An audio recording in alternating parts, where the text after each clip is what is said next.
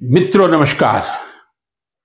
लोकतंत्र के इस पावन पर्व के मध्य में परमात्मा से लोकतंत्र की अपार सफलता की कामना करता हुआ इस देश की मतदान प्रणाली के माध्यम से नए सरकार की सफलता की कामना करता हुआ एक बार फिर आपके सामने विचारों का मंथन करने के लिए उपस्थित हूं। और आज का जो लोकतंत्र का बिल्कुल मध्य का पड़ाव है, जब आधी सीटों पे लोकसभा के चुनाव पूरे हो गए और आधे अभी शेष हैं। डिबेट चल रही है, चारों तरफ चल रही है, पहले भी चल रही थी, बैलेट पेपर वर्सेस ईवीएम। वर्षों तक बैलेट पेपर से चुनाव होते थे। आरोप तो लगाया जाता है और सही लगाया जाता है, जिस समय बैलेट पेपर से चुनाव होते थे उस समय बूथ लूट लिए जाते थे। बूथ लूट लिए जाते थे। यदि उस समय बूथ लूट लिए जाते थे, क्या ईवीएम वाले बूथों को नहीं लूटा जा सकता? कहीं हम कुतर्क देने की कोशिश तो नहीं कर रहे। हम व्यवस्था को सुधारें। हम अधिक से अधिक जो ह्यूमन पावर है उसका चुनावों में उपयोग कर रहे हैं। और 5 दिन आप बढ़ा दें, 10 दिन बढ़ा दें, कोई दिक्कत नहीं, कोई दिक्कत नहीं है। जब इतना लंबा चुनाव चला 10 दिन और चल जाता। लेकिन क्वेश्चन मार्क ये है, बैलेट पेपर या EVM, that is nothing but electronic voting machine. आजकल तो बच्चे बच्चे को याद हो गया, और कोई एब्रीविएशन याद नहीं हो, ईवीएम सबको याद हो गया, इलेक्ट्रॉनिक वोटिंग मशीन। जी हां, लगभग मैं समझता हूं 18 से 20 वर्ष पहले यह परंपरा इस देश में आई थी। उससे पहले बैलेट पेपर के माध्यम से ही चुनाव होते थे। और विश्व के अनेक देश हैं, मुझे अच्छी तरह मालूम है, उसमें फ्रांस का नाम मेरे सामने आ रहा है।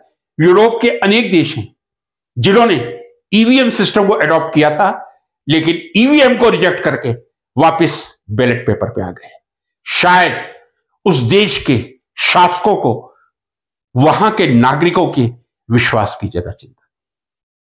यदि विपक्षी पार्टियां ये एक मन में प्रश्न उठा रही हैं कि हमें ईवीएम पर विश्वास नहीं है, कितना सही है कितना गलत है, उसकी एनालिसिस करने के लिए आज मैं यहां आया हूं। क्या ईवीएम पर विश्वास होना चाहिए या नहीं होना चाहिए, उसी की चर्चा करूंगा।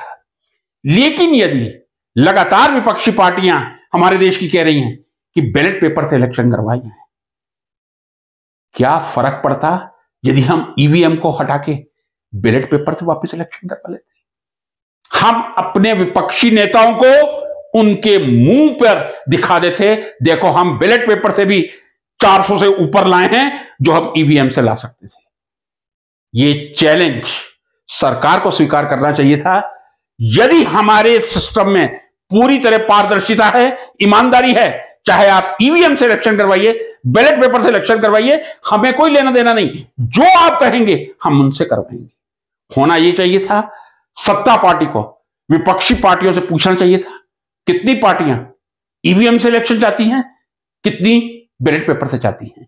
यदि मेजॉरिटी बैलेट पेपर के लिए कहती, बैलेट से करवाते, मेजॉरिटी ईवीएम के लिए ईवीएम से करवाते। लगता यही है मुझे। देश में जो मैं समाचार पत्र पढ़ता हूं, न्यूज सुनता हूं, लगभग सभी विपक्षी दल ईवीएम से इलेक्शन का विरोध कर रहे थे और वो चाहते थे कि बैलेट पेपर से चुनाव हो और एक पारदर्शिता उनके सामने आए। लेकिन ये कोई एक्सक्यूज नहीं होगा, बूथ लूट लिए जाते थे, मेन पावर लगेगी, पेपर लगेगा। देश का सबसे बड़ा लोकतंत्र है, बहुत खर्चे हो रहे हैं हमारे देश में। 140 करोड़ जनता पर हमारे देश की सरकार इतनी सेंसिटिव है, इतनी संवेदनशील है कि वो हर खर्चा हमारे देश के नागरिक पर कर रही है। तो थोड़ा सा खर्चा और कर देती है, ईवीएम को हटा के बैलेट पेपर से करवा देती है। एनीवे, अब मैं आता हूं, ये EVM process, electronic voting machine जो है, इनका निर्माण भारत इलेक्ट्रॉनिक्स लिमिटेड करती है। या भारत इलेक्ट्रॉनिक्स लिमिटेड ने ईवीएम का निर्माण किया है। ईवीएम चुनावों से पहले कंट्रोल रूम में पहुंच जाती हैं, तब तक उनके साथ कोई छेड़खानी कर ही नहीं सकता। लेकिन जब भारत इलेक्ट्रॉनिक्स लिमिटेड, जिन्होंने ईवीएम का निर्माण किया है, इनके अधिकारी चुनाव से 15 दिन पहले आकर लैपटॉप या डेस्कटॉप के माध्यम से, अपलोडिंग यूनिट के माध्यम से वीवीपैट में कैंडिडेट्स के चुनाव चिन्ह डालते हैं। ये थोड़ा जटिल लग रहा होगा, मैं इसको सरल कर देता हूं। भारत इलेक्ट्रॉनिक्स लिमिटेड एक इलेक्ट्रॉनिक कंपनी है जिसने ईवीएम का निर्माण किया है, और नेचुरली जिन्होंने निर्माण किया है वही आके, वीवीपैट क्या है, ये थोड़ा सा जरा बड़ा हो जाता है, वैसे तो लोगों को मालूम है। VVPAT means voters verified paper audit trial, that is VVPAT, voters verified paper audit trial. जी हां, चुनावों से 15 दिन पहले भारत इलेक्ट्रॉनिक्स के अधिकारी आकर वीवीपैट पर सभी प्रत्याशियों का चुनाव चिन्ह अंकित कर देते हैं। कहीं मैंने पढ़ा था, जरूरत पड़ेगी तो रेफरेंस भी दूंगा। जी हां, घबराऊंगा नहीं, मेरे पास रेफरेंस है। इलेक्शन कमीशन के पास 25 ऐसी शिकायतें आई थी कि हमने जो बटन दबाया था उसका चिन्ह सामने आया ही नहीं। यह मैं डेटा के साथ कह रहा हूं। चुनाव आयोग के समक्ष 25 ऐसी शिकायतें गई थी कि हमने बटन दबाया था और वो चुनाव चिन्ह आया ही नहीं था। इलेक्शन कमीशन ने क्या किया मुझे मालूम नहीं। सुप्रीम कोर्ट में जरूर विपक्षी दल गए थे और सुप्रीम कोर्ट ने कुछ क्वेश्चन तो उठाए थे और कुछ इंस्ट्रक्शन दिए हैं जो मेरा अभी कहना ठीक नहीं होगा। उन्होंने कुछ चीजों को 45 दिन तक पूरी तरह संभाल के रखने के लिए कहा गया है। अब कितनी उपयोगी होती है ये तो मैं नहीं कह सकता, लेकिन ये मैंने आपसे कहा, चुनाव के 15 दिन पहले भारत इलेक्ट्रॉनिक्स लिमिटेड के अधिकारी आकर लैपटॉप या डेस्कटॉप के माध्यम से, अपलोडिंग यूनिट के माध्यम से वीवीपैट में कैंडिडेट्स के चुनाव चिन्हों को अपलोड करते हैं। सर ये मुझे भी मालूम नहीं था।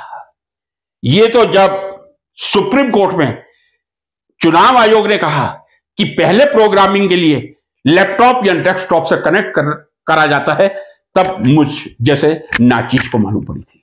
मालूम नहीं था मुझे कि पहले प्रोग्रामिंग के लिए, क्योंकि ईवीएम किस तरह चलती है, एक बटन दबा के वोट देना और ईवीएम का पूरा एक एनालिसिस करना, दोनों में बहुत अंतर है।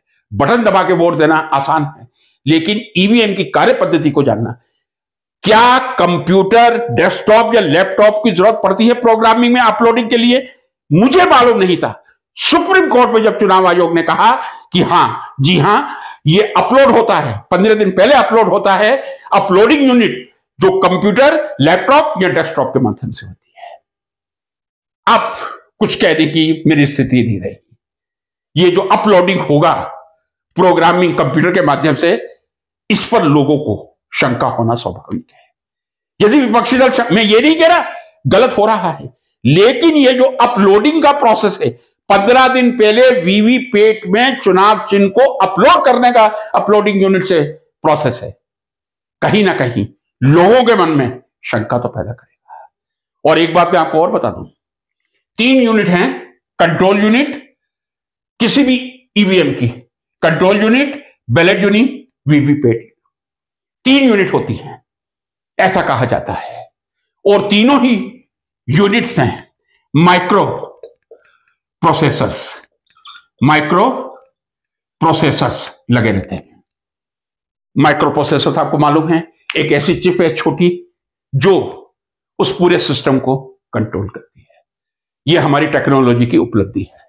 टेक्नोलॉजी की उपलब्धि सकारात्मक भी हो सकती है, नकारात्मक भी हो सकती है। मैंने पहले एक वीडियो डाला था आज से लगभग 20 दिन पहले या 1 महीना पहले, किस तरह इस आर्टिफिशियल इंटेलिजेंट फेक ऐप का दुरुपयोग हो रहा है। फेक ऐप का दुरुपयोग कितना हो रहा है, आज से 5 साल पहले 2019 में जिस काम को करने के लिए 2 या 3 महीने लगते थे, वो आज मात्र 10 मिनट में होकर तैयार हो जाता है। ये जो ऐप है, डीप फेक ऐप है, उसकी उपलब्धि कहूं? नहीं, उपलब्धि तो नहीं कह सकता, दुरुपयोगी होगा। जब इलेक्ट्रॉनिक साधनों का दुरुपयोग होता है, मन तो व्यक्ति का चंचल होता है, और जब प्रतिस्पर्धा होती है, जो सत्ता में होता है, एक मानवीय दुर्बलता कह रहा हूं मैं आपसे, सत्ता पक्ष के प्रति ही हमारे मन में शंका जाती है, क्यों नहीं बैलेट पेपर से चुनाव करवाए गए? जो हो गया सो हो गया। लेकिन आने वाले समय में इस देश के प्रशासकों को, सत्ताधीशों को, इस देश के बुद्धिजीवी को, जो केवल बुद्धि का उपयोग अपनी आजीविका के लिए कर रहा है, माफी के साथ कह रहा हूं, बुद्धिजीवी की परिभाषा यह थी कि जो अपनी बुद्धि का उपयोग देश की आजीविका को चलाने के लिए करे, उसको बुद्धिजीवी कहा जाता है। लेकिन आजकल बुद्धिजीवी की परिभाषा हो गई है, जो स्वयं की जीविका के लिए अपनी बुद्धि का उपयोग करे, वो बुद्धिजीवी है। वो बुद्धिजीवी नहीं, बुद्धिहीन जीवी है। यदि बुद्धिजीवी है, इस देश में मंथन होना चाहिए। अगला चुनाव जब भी होगा 2029 में, बैलेट पेपर से होगा, ईवीएम से होगा, देश की जनता तय करेगी। लेकिन कहीं ना कहीं ये जो VVPAT, voters verified paper audit trial पे चुनाव चिन्ह लोड करने की व्यवस्था लैपटॉप या डेस्कटॉप के माध्यम से, ऑफ कोर्स लोडिंग यूनिट के माध्यम से की जाती है, कहीं ना कहीं ईवीएम को शंका के घेरे में लाती है। मैं प्रभु से प्रार्थना करता हूं, ये आज की मेरी जितनी बातें हैं सारी निरर्थक जाए, और एक पूर्ण ईमानदारी से लोकतंत्र की सफलता का परिचय देते हुए हमारे देश में नई सरकार बने। लेकिन मैं ईश्वर से प्रार्थना कर सकता हूं, ईश्वर मेरी प्रार्थना स्वीकार करें, यह जरूरी नहीं है, क्योंकि ईश्वर वही करता है जो उनको उचित लगता है। लेकिन जो ईश्वर को उचित लगता है, क्या हमेशा ही वो ईश्वर को उचित लगेगा? जब मैंने बात ये शुरू की है तो मेरा कर्तव्य है, जो ईश्वर को उचित लग रहा है वही होता है। क्या ईश्वर को हमेशा वही उचित लगेगा जो आज लग रहा है? जी नहीं, कभी ऐसा नहीं हो सकता। जो आज उचित है, आने वाले एक दिन, 1 वर्ष, 10 वर्ष, 20 वर्ष के बाद वही चीज अनुचित हो सकती है। और वो जब अनुचित होती है, फिर वो रेट्रोस्पेक्टिव डेट से होती है, प्रोस्पेक्टिव डेट से नहीं होती। नमस्कार।